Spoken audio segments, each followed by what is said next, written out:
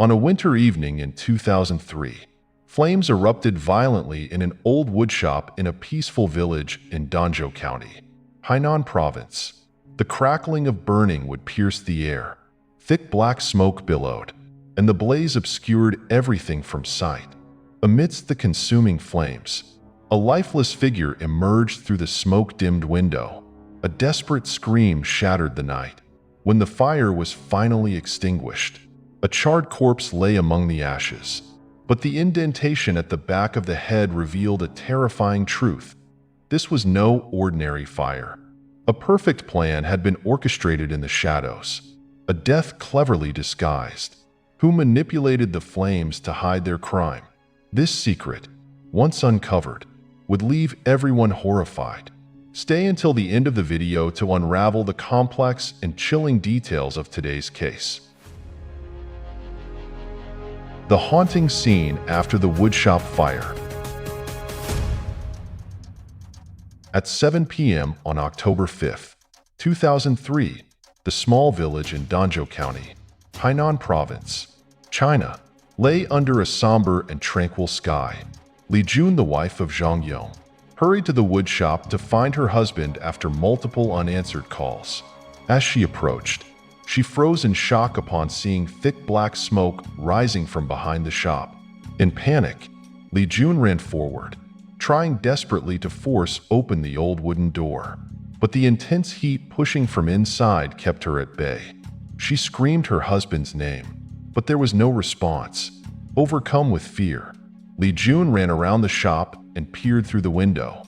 Her eyes widened in terror as she saw the motionless figure amidst the raging flames. One glance was enough for her heart to tell her it was Zhang Yong. Without hesitation, she tried to rush inside, but it was too late. A few minutes later, neighbors noticed the rising smoke and hurried over. Realizing the danger, they quickly called the fire brigade and police. When the firefighters finally extinguished the flames, the scene that greeted everyone was devastating. The entire woodshop had been reduced to rubble. The shop, located 2 kilometers from the village, was built away from residential areas to prevent noise and smoke pollution. This was where Zhang Yong often worked on large wood projects. Inside the shop was a chaotic scene. The workbenches had been reduced to ashes. The acrid smell of burnt wood mixed with the damp night air, creating a heavy and suffocating atmosphere. Charred planks were scattered everywhere, many reduced to ashes that coated the damp ground.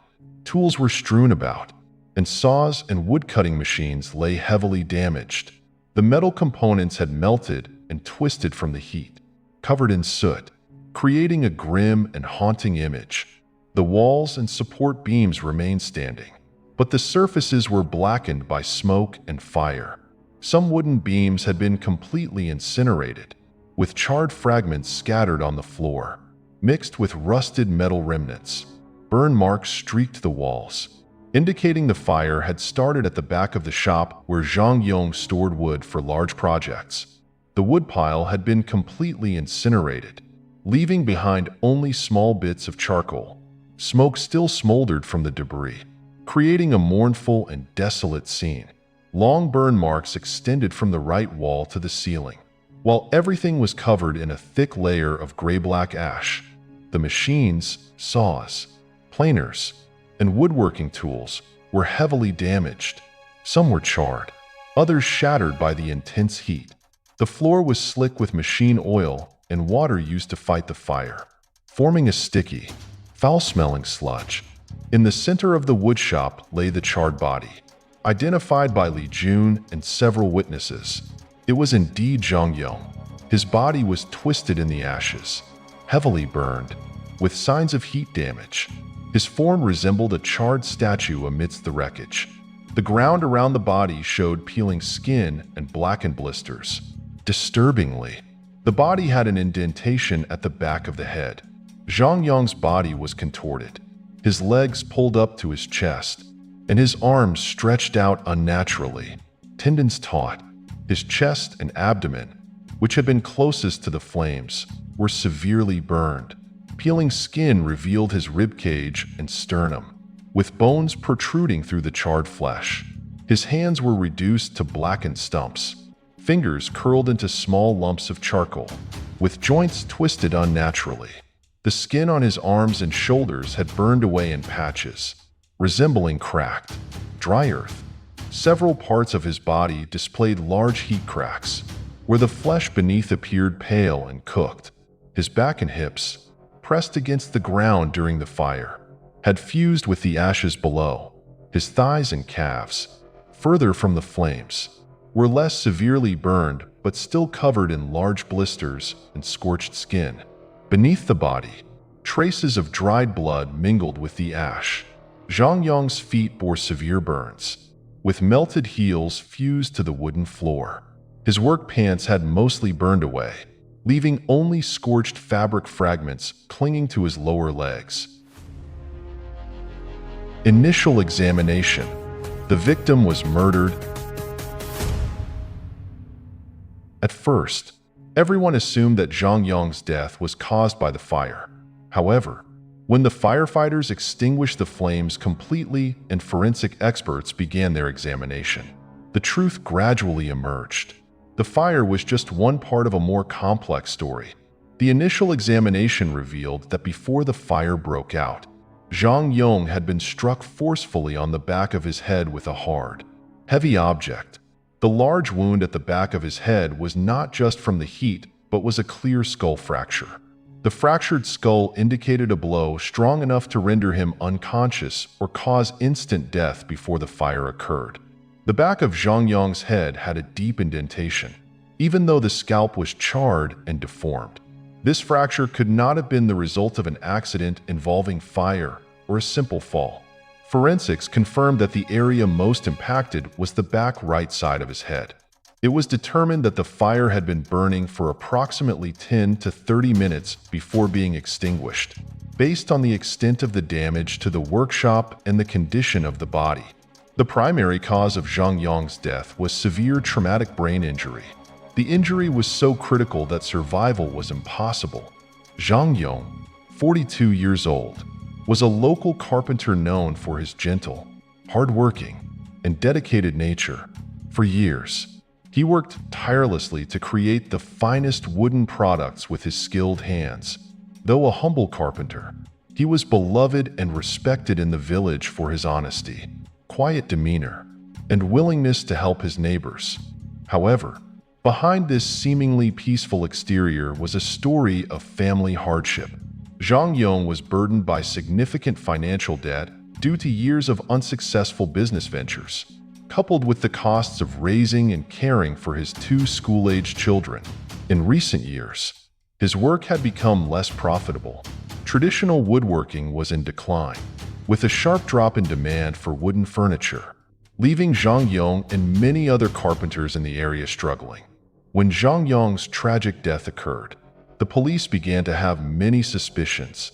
Initially, it seemed he had died in the fire. However, the examination revealed that the severe head injury was the cause of death before the fire broke out. This led the police to suspect that the perpetrator not only wanted to commit murder, but also deliberately staged the fire to cover up the crime. One particularly notable detail was the rapid and intense spread of the fire. Normally, a natural fire would ignite gradually and spread in a predictable pattern, but in this case, the flames spread unusually quickly. Investigators at the scene found evidence suggesting the use of an accelerant to ignite the blaze. Based on these details, the police began to question the motive of the perpetrator. The signs indicated a calculated plan to obscure the true nature of Zhang Yong's death, making the investigation all the more urgent. Evidence nearly destroyed by the fire. Zhang Yong was known as a kind man with no apparent enemies. However, his financial troubles and mounting debts led the police to suspect that this could be a murder motivated by money or a personal dispute. Investigators quickly began identifying and questioning people who had recently interacted with Zhang Yong, especially those linked to loans or work-related conflicts. On the morning of October 6th, the police interviewed villagers.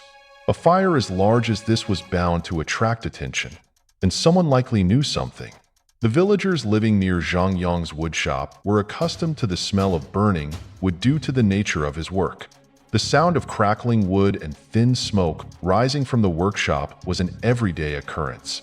However, on the afternoon of the incident, some villagers noted a strange, acrid smell, sharper and more pungent than the usual scent of burning wood. But thinking it was just part of the wood processing, they paid no attention. They vaguely remembered that it was already past 6:45 p.m. at that time. It wasn't until after 7 p.m. that people began to realize something was wrong. The flames glowed an intense red, spreading rapidly from inside the workshop. Thick black smoke billowed, obscuring the sky, and the crackling of burning wood mixed with the hiss of flames consuming the planks. A panicked villager rushed closer to get a better look. When they saw that the fire had engulfed a large part of the woodshop, they understood the severity of the situation. At that moment, they also saw Li Jun Zhangyang's wife. At the scene, some villagers yelled for help to extinguish the fire, while others quickly called the local police and fire department. However, the fire spread too quickly and fiercely. Explosions from the workshop's tools signaled that the flames were now beyond control. By then, all firefighting efforts were futile. Realizing they could gather no more information from the villagers, the police returned to the scene for a more thorough examination. The wreckage of the woodshop lay in ruins, reduced to ash and charred remains. They hoped to find any trace or evidence that could lead to the culprit. However, the flames had consumed almost everything. The destruction was near total, leaving investigators with very little physical evidence. The intensity of the fire suggested deliberate arson, but proving this would be challenging with so much evidence destroyed. This led the police to focus on motive and witness testimony to unravel the mystery behind Zhang Yang's death. Breakthrough in the case, discovering the cause of the fire. As investigators combed through the area more thoroughly, they made an unexpected discovery in a hidden corner of the woodshop, far from Zhang Yang's body. Initially overlooked due to the chaos and thick smoke limiting visibility, this spot contained a few small pieces of wood that were still soaked through. These pieces showed traces of a pale yellow liquid that had deeply seeped into the wood. One investigator moved closer and caught a sharp, pungent odor rising from the wood, a familiar smell, gasoline, a common accelerant in arson cases. To ensure accuracy, they immediately collected samples of the liquid, carefully preserving them to avoid missing any details. Subsequent forensic tests confirmed that the liquid was indeed gasoline. In this small village, identifying someone who had purchased gasoline wasn't difficult. Only a few stores sold gasoline, and most villagers traveled by bicycle or on foot. Only a handful owned motorcycles or cars. This meant there weren't many people buying gasoline, making the investigation easier compared to in a large city. Investigators quickly compiled a list of individuals who had purchased gasoline in the days leading up to the fire. They visited each gasoline vendor to inquire about sales records, customer lists, and quantities sold, though there were only a few vendors. The information they provided proved invaluable. It helped the investigators quickly identify those who had bought gasoline within the suspicious time frame. On the afternoon of October 6th, the investigators decided to visit the two gasoline shops in the Dahong area to gather additional clues. They hoped information from the shopkeepers would help narrow down the list of suspects. If nothing came of it, they planned to extend their investigation to neighboring counties. At one of the two gasoline shops, investigators received a useful lead from the shopkeeper. Most customers were regulars who often stopped by to fill up their motorcycles. However, about 3 days before the fire, specifically, 1 day before the murder, a stranger visited the shop. This was unusual, as the shop typically served only familiar faces from the village. The customer was a tall, slender man, wearing a jacket, lace-up shoes, and a face mask. What stood out was that the man did not have a motorcycle like most customers. He came to the shop on foot, a detail that made the shopkeeper remember him clearly. During the transaction, the shopkeeper also noticed that the man's palm was bandaged and that he appeared to be in a hurry, as if trying to hide something. The investigators took careful note of these details. 1.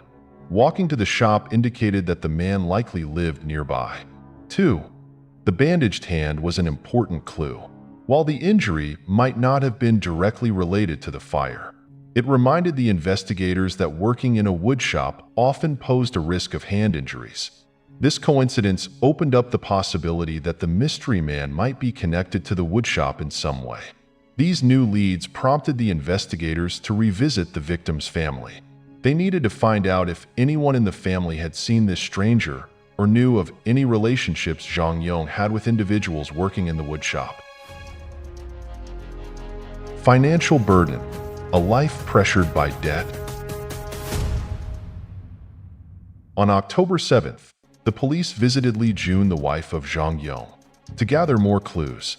Li Jun, a 40-year-old woman, appeared simple and unassuming.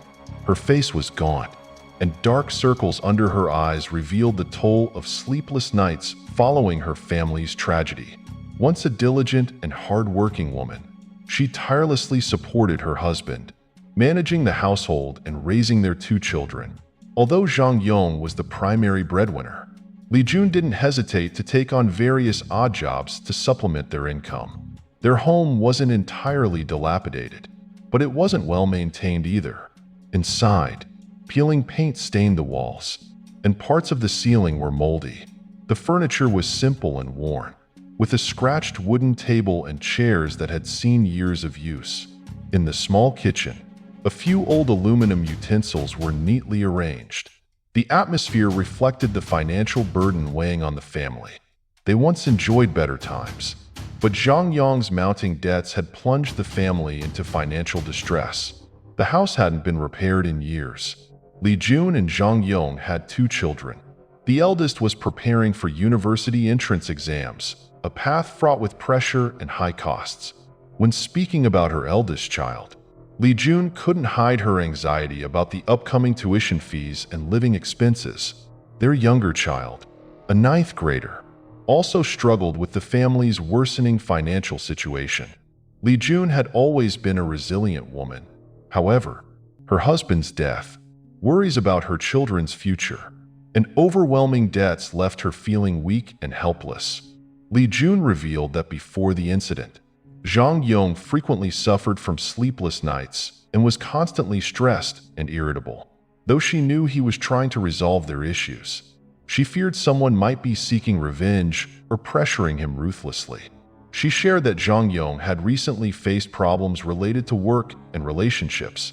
According to Li Jun, Zhang Yong had a serious conflict with Yipeng, a co-worker at the woodshop. In an environment where personal interests easily overlapped, the two often clashed over job responsibilities and profit distribution. Although things seemed to be resolved on the surface, Li Jun still worried that Yipeng harbored resentment toward her husband. Furthermore, Zhang Yong faced extreme financial difficulties. He had amassed significant debt from a failed investment to expand the woodshop, but business had not gone well. The loans from acquaintances and banks left him feeling trapped. Creditors began showing up to demand repayment, placing immense pressure on the family. Among these debts, one was particularly large, owed to a loan shark who had threatened Zhang Yong multiple times, leaving him in a state of fear and anxiety. Li Jun did not rule out the possibility that one of the creditors might have resorted to violence to recover the debt. She recounted that Zhang Yong had repeatedly tried to delay repayments, and the financial strain had left his mental state unstable. After listening to Li Jun's account, the police decided to focus their investigation on 2 primary leads. 1. Yipeng, the co-worker who had conflicts with Zhang Yong. 2. The creditors, particularly the loan shark who had threatened Zhang Yong. The investigation into conflicts and debts involving the victim. The severe conflicts at the woodshop and the burden of mounting debt led the police to suspect that Zhang Yong's murder might have stemmed from personal grudges or financial disputes. One of the major creditors mentioned by Li Jun was a loan shark who had frequently threatened Zhang Yong. The police suspected that upon realizing Zhang Yong's inability to repay, the loan shark might have resorted to murder. They systematically approached each creditor to determine if any had the motive or capability to commit the crime. Most regular creditors were simply interested in reclaiming their money and hadn't escalated to violence. However, when they questioned the loan shark, the man's demeanor was noticeably different. He was known in the area for using violence to collect debts. The loan shark admitted that Zhang Yong owed him a large sum with high interest and had repeatedly delayed repayments. However, he denied any involvement in Zhang Yong's death, claiming that he only made threats to scare Zhang Yong but never intended to kill him. Despite this, the police did not dismiss the possibility of a violent reprisal, especially since Zhang Yong had been threatened multiple times. However, when comparing the loan shark's physique to the gas station attendant's description, there was a clear discrepancy. According to the attendant, the man who bought the gasoline was tall and slender, whereas the loan shark was short and stocky. Additionally, upon closer examination, the loan shark's hands bore no signs of injury, even though the loan shark denied involvement and insisted he wouldn't act personally. The police suspected he might have used an accomplice to carry out the crime. Hiring someone else would allow him to avoid direct involvement. The investigators decided to expand their inquiries to see if the loan shark had any associates who might have committed the murder on his behalf. Simultaneously, the police intensified their search for the mysterious man who purchased the gasoline, believing he could be a key link in solving the case. When the police questioned Yipeng, a co-worker of Zhang Yong, they focused on the nature of their relationship. Yipeng admitted to past conflicts with Zhang Yong, particularly over work responsibilities and profit sharing at the woodshop. However, he claimed the issues had been resolved and denied having any reason to harm Zhang Yong. Despite his denial, Yipeng seemed uneasy when pressed for more details about these disputes. This raised further suspicion. When the police compared his physique to the gas station attendant's description, they noticed a significant match. Yipeng was indeed tall and slender. Adding to the suspicion, the police observed a small wound on Yipeng's palm. Though nearly healed, the injury was still visible. This detail matched the attendant's description of the man who bought gasoline with a bandaged hand. When asked if he owned a vehicle that required gasoline, Yipeng calmly replied that he didn't own a motorbike or car. He stated that he only walked or used public transportation because his workplace was close to home. When questioned about purchasing gasoline recently, Yipeng firmly denied it, claiming he had no need to buy fuel. To confirm their suspicions, the police arranged for the gas station attendant to identify Yipeng directly. The confrontation was carefully managed to avoid influencing the witness. The attendant scrutinized Yipeng closely, particularly noting the wound on his hand. While unable to give a 100% confirmation, the attendant stated that Yipeng closely resembled the man who had purchased gasoline that night, both in build and gait. The injury on Yipeng's hand was also consistent with the one he remembered. Although the identification was not definitive, it provided enough evidence for the police to consider Yipeng a prime suspect. This confrontation strengthened their belief that Yipeng was linked to the crime, pushing the investigation toward a critical breakthrough. GPS data, exposing the suspect's false alibi. To solidify their suspicions, the police decided to examine Yipeng's mobile phone. They quickly uncovered a crucial detail related to his call history and GPS location data. The information from his device indicated that Yipeng was present near the site of the fire on the very night of the incident. This GPS data completely contradicted Yipeng's initial statement, in which he claimed he had stayed home all evening and had no reason to be near the scene. When investigators compared Yipeng's GPS data with the timeline of the fire, the results revealed that he had been near the scene just 15 minutes before the blaze erupted. Confronted with this evidence, Yipeng appeared flustered and attempted to claim that his phone may have been tracked or impersonated by someone else. However, The police quickly pointed out that Yiping's phone showed no signs of being stolen or tampered with. His explanation quickly lost credibility, especially as the GPS data clearly placed him in the vicinity at the exact time the fire began. With no plausible way to deny his involvement, Yiping's defense crumbled. On October 8th, at the police station, Yiping sat silently, his eyes filled with anger and resignation. With all exits closed off and the evidence mounting against him, he had no choice but to confess the truth. The fake death plan and the scheme to steal a friend's wife. Yiping confessed that he and Zhang Yong had once been close friends, enduring many challenges together and collaborating at the wood workshop. However, beneath what seemed like a solid friendship, long-standing conflicts simmered.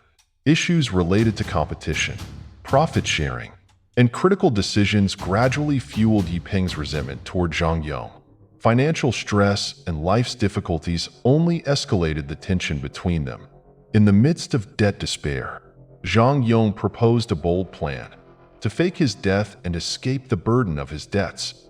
If successful, Zhang Yong could start anew, and Yiping would receive a portion of the remaining money. Initially, Yiping agreed and helped Zhang Yong outline the details of this elaborate plan. However, Yiping harbored a sinister plot of his own. He had been having a secret affair with Li Jun, Zhang Yong's wife, and deeply desired to possess her. He realized that if Zhang Yong were to truly die, Li Jun would inherit all of Zhang Yong's assets. Driven by greed and lust, Yiping decided to exploit the fake death scheme to murder Zhang Yong for real and seize Li Jun and the assets for himself. He meticulously calculated every detail and waited until Zhang Yong was completely convinced the plan would work. In the moment when Zhang Yong believed he was about to safely disappear, Yiping struck him from behind, killing him, and then set the workshop ablaze to destroy any evidence of the crime. Yiping also confessed that while he had an affair with Li Jun, she was unaware of his murderous intentions. Their relationship was nothing more than a fleeting, secret affair. When Li Jun learned that her husband had died in the fire, she was shocked, devastated, and overwhelmed with guilt about the affair. However, she had no prior knowledge of or involvement in Yiping's plan to fake Zhang Yong's death or his intention to murder him. The truth was finally revealed. Li Jun had long sensed that something was off with Yiping. Doubts crept into her mind as she noticed his strange behavior and subtle signs of ulterior motives. These feelings of unease led her to share her suspicions with the police. Even though she was unaware of the full extent of the crime, she was torn between her fear that Yiping might be involved in her husband's death and the weight of her own guilt. The chilling confession about the workshop fire. On that fateful day, Yiping and Zhang Yong agreed to stage a fake accident to fool everyone, especially the loan sharks. Their plan was to make people believe that Zhang Yong had died in a workshop fire. Given the economic hardship, declining wood prices, and the decreasing value of the workshop, Zhang Yong saw this as an escape from mounting debts. Zhang Yong left some personal belongings at the workshop to reinforce the illusion that he perished in the blaze. He also arranged to meet a few people that afternoon to create an alibi, making it appear that he was working at the workshop when the fire started. After the plan succeeded, he intended to hide away for a few months and later reunite with his wife and children. However, in Yiping's eyes, Zhang Yong was naive and foolish to trust such a plan. For Yiping, this was the perfect opportunity to settle their personal disputes and claim Li Jun, the woman he had been having an affair with. He craved both Li Jun and Zhang Yong's assets. At 6:30 p.m. on October 5th, Yiping and Zhang Yong met at the workshop as planned. Yiping had meticulously prepared everything, from the method of execution to the cover-up. The day before, he secretly bought gasoline and hid it in a corner of the workshop. Unbeknownst to Zhang Yong, when they arrived, the two went over the plan again and began arranging the wood to stage the scene. While Zhang Yong was distracted, Yiping grabbed a heavy wooden plank. With chilling calmness and precision, he swung it hard, striking Zhang Yong at the back of the head. The blow was so sudden and forceful that Zhang Yong had no chance to react, collapsing to the ground, blood seeping from his wound. As Zhang Yong lay dazed and slipping into unconsciousness, Yipeng didn't stop. He retrieved the can of gasoline he had hidden and poured it over Zhang Yong's body and around the stacks of wood. He wanted the fire to spread quickly and consume everything to eliminate any evidence. Yipeng knew that if any clues remained, the police would uncover his crime. After dousing the scene with gasoline, he coldly watched the flames ignite. The red-hot blaze engulfed the wooden planks and Zhang Yong's lifeless body. The stench of burning wood mixed with the smell of human flesh created a ghastly, haunting scene. Once he was certain that Zhang Yong couldn't survive, Yipeng hurriedly left the workshop before anyone could discover the fire. The trial and the dark side of friendship. The trial of Yipeng took place on the morning of October 14th in an atmosphere of tension and gravity. Yipeng stood before the court, facing a murder charge backed by irrefutable evidence gathered through meticulous investigation. The prosecution presented a clear and detailed account of Yipeng's heinous scheme, from conspiring with Zhang Yong to fake his death, to the cold-blooded act of murdering his friend to steal his wife and assets. Witness testimonies, forensic evidence, GPS data, and the gas station owner's statement laid bare the chilling truth and Yipeng's dark motives. Finally, the judge handed down the harshest possible sentence, death penalty for Yipeng. In the sentencing, the judge emphasized that such brutal and inhumane acts could not be tolerated by the law. The Yipeng case was a profound shock, not only to the victim's family but to society at large. The betrayal by a trusted friend, someone Zhang Yong had relied on for years, revealed the dark side of friendship and the depths of human greed. Yipeng's ruthless actions were not only a grotesque crime but also a testament to moral decay, where personal gain was prioritized over human life. This case left a lingering sense of unease and fear, a reminder that people around us might not always be who they appear to be. Trust can be easily exploited to fulfill selfish and sinister plans. What are your thoughts on the perpetrator and the victim in today's case? Leave a comment below to discuss with us. Don't forget to like and subscribe to Decoder Box so you don't miss out on more intriguing cases from around the world. Goodbye and see you in our next video.